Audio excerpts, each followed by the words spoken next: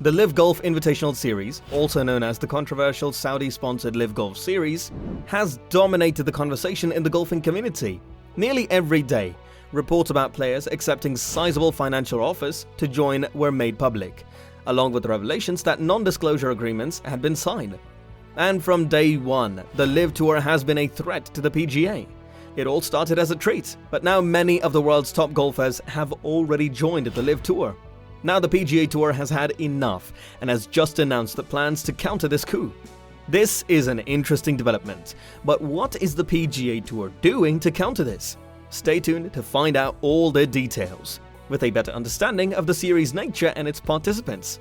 But before that, we are going to share with you all the details about the PGA Tour revealed plans to counter the rival Liv Tour.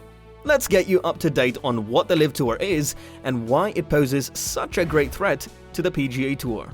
The Liv Golf International Series is a brand new startup league led by former Australian pro golf star Greg Norman. The goal is to challenge the long-standing reign of the PGA Tour, and Greg Norman even mentioned in a very direct statement where he called the PGA Tour anti-fan and anti-golfer. The Liv tournament consists of 8 circuits, with 7 regular season events and 1 team championship that will be hosted in late October. But why is it called Liv, you must be wondering? LIV is the Roman number for 54. This is the number of holes played in each tournament, and this is also the score a player achieves if they birdie every hole on a par 72 course. Each tournament will be a 3-round, 54-hole contest with 48 players and no cuts. The 8 events, which run from June to October, are held in England, the United States, Thailand, and Saudi Arabia, and it even has included a team element, as the players will be divided into 12 teams of 4 players. The teams are based on a draft the week of each tournament, and each team will have a Liv-appointed captain, who will be able to select the other 3 teammates. Interesting, right? But what makes the Liv Tour so enticing for golfers and such a threat for the PGA? The fact that the Liv Tour has a total of $255 million will be awarded in prize money, and a massive $25 million purse at each of the first 7 tournaments and a $50 million purse in the championship. This is also how the series seeks to attract players. Additionally, a bonus pot will be awarded to the series' top performers. Greg Norman has tried to start a breakaway league before. This was in 1994, when the former world number 1 proposed his own World Golf Tour, a lucrative competition that would showcase the finest players in the sport as independent contractors free from the PGA Tour. Although Norman's plan for expanding the game never materialized, it is clear that he has always been determined to upset the golf industry's status quo. Now that it has been 28 years, the game is on the verge of a civil war, and an official league has been founded to challenge the current system. Norman is still unfazed and sure that the series will succeed in the end. The former world number 1 told The Telegraph, "Quite honestly, it doesn't matter who plays, we're going to put the tournament on. The first prize is $4 million. I hope the 350th placed child in the world wins. His and his family's lives will be altered by it. The top players will then declare, enough is enough. I know I can defeat these guys week in and week out with my hands tied behind my back. After a couple of our events where someone wins $6 million or $8 million. And it seems the Liv Tour and Greg Norman is getting the upper hand versus the PGA Tour, as many of the big-name pro golfers have joined the new breakaway league. The PGA Tour has tried to stop players from joining the new Saudi-backed breakaway league by threatening them that they are not allowed to play at the PGA events anymore if they sign. But now the PGA has had enough and drew a line in the sand. The PGA Tour's decision came as something of a surprise. Members are required to obtain releases for any non-PGA Tour events, and they have finally reacted by banning players that participate in the new tour, and they will not be allowed to play in tournaments.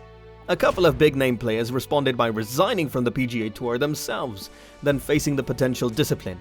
The list includes Garcia, Westwood, Johnson, Oosthuizen, Na, and Schwartzel. In response to the players resigning, Monahan said in a statement, "These players have made their choice for their own financial-based reasons, but they can't demand the same PGA Tour membership benefits, considerations, opportunities, and platform as you. That expectation disrespects you, our fans, and our partners." Johnson, a former world number 1 with 24 career PGA Tour victories, said in response that he still hopes to play in the majors, but he'll now be ineligible for the Ryder Cup. Greg Norman responded to this in a very direct statement, saying, "Sadly, the PGA Tour seems intent on denying professional golfers their right to play golf, unless it's exclusively in a PGA Tour tournament. This is particularly disappointing in light of the tour's non-profit status, where its mission is purportedly to promote the common interests of professional tournament golfers. Instead, the tour is intent on perpetuating its illegal monopoly of what should be a free and open market. The tour's action is anti-golfer, anti-fan, and anti-competitive. But no matter what obstacles the PGA Tour puts in our way, we will not be stopped. We will continue to give players options that promote the great game of golf globally." But now, in more recent news, the PGA Tour is stepping up their game to counter the breakaway tour as they have unveiled huge prize money increases. Amid the Liv Golf threat, the PGA has announced big changes, including eye-catching purse increases at 8 of their tournaments. This big move is an attempt to offset the threat as more high-profile players have recently joined the Saudi-backed tour. The names include Brooks Koepka and Abraham Ancer. But what are the price increases the players can expect? The PGA will significantly increase the purse prizes for 8 events in 2023. These include a purse increase from $8.2 to $15 million for the Century Tournament of Champions, and an increase of the purse from $12 million to $20 million for the Genesis Invitational, Arnold Palmer Invitational, Memorial Tournament, and WGC Match Play next year. And finally, the purse of the Players' Championship will be increased to $25 million. Do you think this will be enough to prevent players to join the breakaway league? Let us know in the comments. But what is next? Will these banned players be able to come back and eventually play again on the PGA Tour? The PGA Tour responded to this question in the following statement. "Trust that we're prepared to deal with those questions, and we'll approach them in the same way we have this entire process, by being transparent and respecting the PGA Tour regulations that you helped establish." Greg Norman and the Saudi Arabian Public Investment Fund responded and are ready to raise the ante to recruit the top talents in the game should it be necessary, according to the Australian, who described the series as a carrot too hard to ignore.